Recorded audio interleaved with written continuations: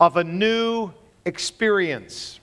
They are on the way to a new level of living.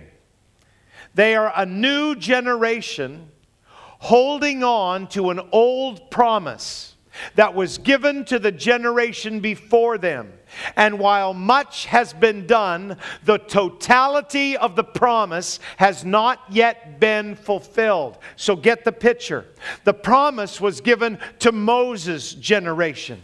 And if it had not been for Moses and his generation and everything that he did, Israel would not have the privilege of standing here now.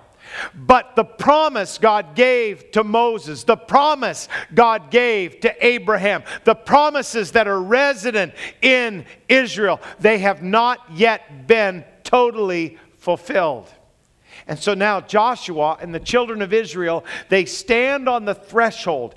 Destiny is all around them. They are waiting to go into the promised land. This is not a promise that was initially given to Joshua. This was initially given to Father Abraham, and it was passed down. Israel has been through captivity. They have been through problems. They have been through trials. They have been through the wilderness. They have wandered. They have been fought by enemies. They have suffered defeat. They have embarrassed themselves sometimes. There have been many failures and faults along the way. But because God is faithful, God has brought them to the threshold of the promised land. And so now you have Joshua's generation, a brand new generation of people, and they are holding in their hands the promise that has come down through the generations to them. A new generation with an old promise that the fulfillment of it, the totality of it, the completeness of it has never yet been possessed.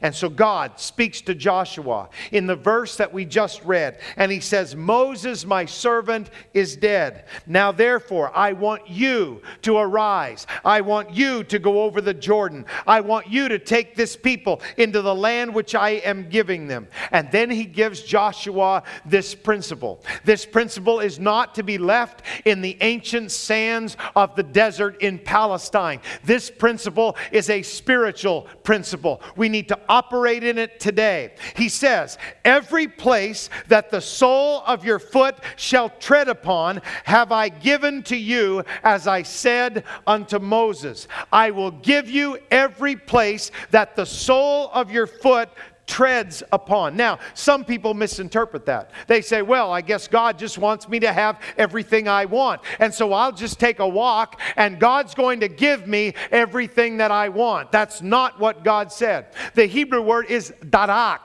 And they still use it today in the Israeli military. I've been there at a graduation service on the shores of the Sea of Galilee and saw those fine young cadets, male and female, graduating from a military school in Israel. Brother Stone King was there. We were on a trip and we stopped there for lunch, and they were doing this big ceremony. And they say it at the end of the ceremony. Darak means take up your weapons and fight. So what God was saying to Joshua was this: every place that you will take up your weapons and fight for, I will give it to you. It's not just taking a walk, it's take up your weapons, and if you'll fight for it, I'll give it to you. Now that's mighty different than I'm just going to go take a walk. I'm not going to put much effort into it. I'm just going to walk into this new territory and God's obligated to give it to me. That's not how it works in the Spirit. What you've got to do is make up your mind that you are going to take the promise that God gave to you. You are going to have the inheritance that God promised to you, and you take up your weapons and you fight for it. Darak, take up your weapons and fight. And every spot that you fight for, I'll give it to you. Every piece of territory you fight for, I'll give it to you. They're about to transition into a brand new experience. Joshua chapter 3 now, verse 3. They commanded the people, saying, when you see the ark of the covenant of the Lord your God, and you see the priests, the Levites, bearing it, then remove from your place and go after it.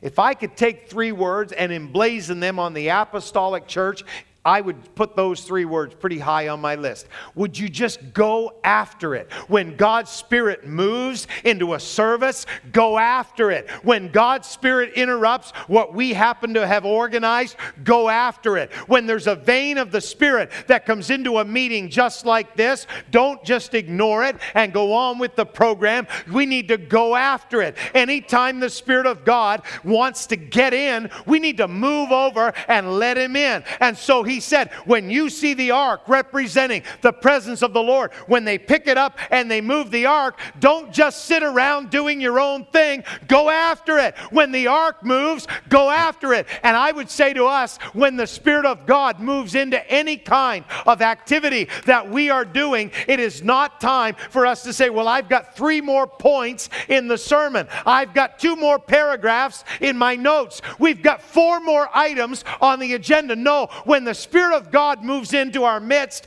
we go after it. We follow God wherever He wants to take us. And so that's the principle God's giving to Joshua.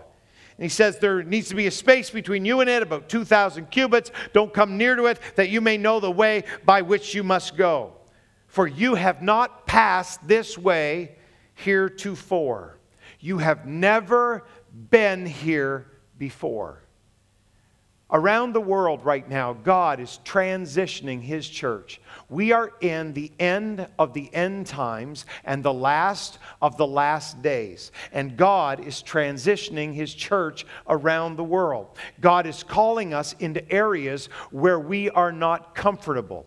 God is calling us into areas where your feet won't touch bottom. You're going to be treading water and you're going to be in unfamiliar territory. God is calling us to places where you're not going to be operating in just what you already know. You're going to have to operate in something that you don't know yet. You're going to have to operate in something that you're not familiar with yet. And that's why we need, every time that we are in God's presence, we need to do what we ended doing last night. We need to be willing to give spiritual birth to a brand new experience, to a brand new level, to a brand new dimension of God in and among us. And that's what God is saying to Joshua. You've never been this way before.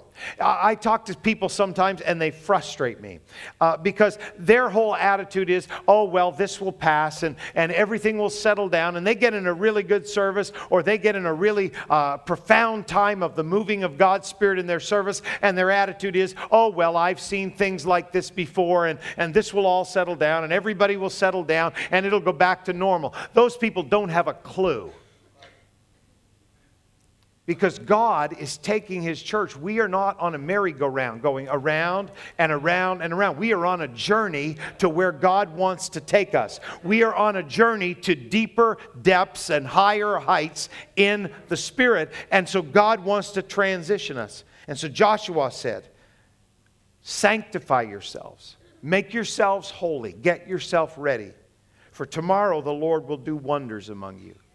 Now, if you would allow me to just insert myself for just a moment in the wonderful ministry and the wonderful people that are Tabernacle of Joy.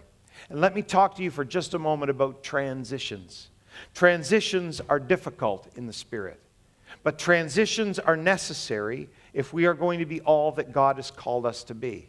You have to transition. You've heard people say it this way: every new level, you get a new devil. Well, that's just about exactly right. And transitions are difficult.